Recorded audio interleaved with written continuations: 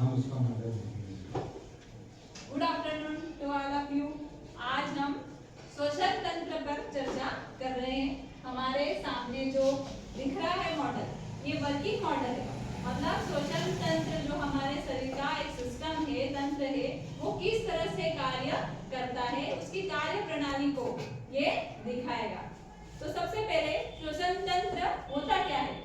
हमारे शरीर में पूरे शरीर को सुचारू रूप से संचालित करने के लिए कई तरह के तंत्र कार्य करते हैं, जैसे पाचन तंत्र, श्वसन तंत्र, उत्सर्जन तंत्र, परिवहन तंत्र।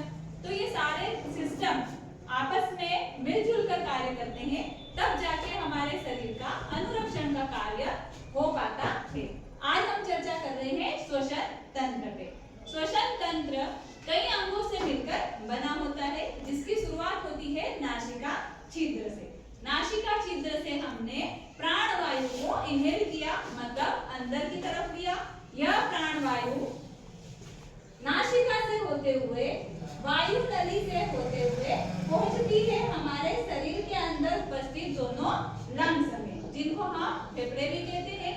इन लंग्स का कार्य होता है रक्त का शुद्धिकरण करना। जब हमने प्राणवायु को अंदर की तरफ लिया, मतलब इनहेल किया, तो ये सीधे पहुंचती है लंग्स के अंदर।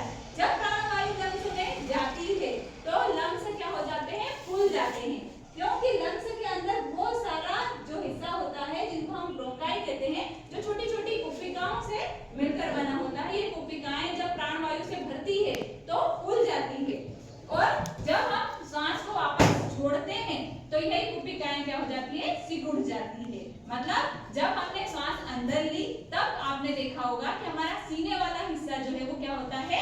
फैलता है, और डायफ्राम जो है वो ऊपर की तरफ उठ जाता है या सिकुड़ जाता है। और जब हम सांस को वापस बाहर छोड़ते हैं तो हमारा जो सीने वाला हिस्सा जो है वो दब जाता है। इसी का ये वर्किंग मॉडल है, जो अभी आपको कार्य करते हुए दिखाई देगा।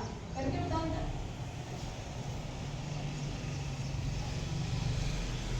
जब हम श्वास को अंदर ले रहे हैं तो ये लंग्स दोनों क्या हो जाते हैं? फैल जाते हैं, फूल जाते हैं, क्योंकि इसके अंदर जो छोटी छोटी कुप्पिकाएं हैं वो वायु से पूरी तरह से क्या हो जाती है? भर जाती है। और जैसे ही हम श्वास को छोड़ते हैं तो ये वापस लंग्स क्या हो जाते हैं? सिकुड़ जाते हैं।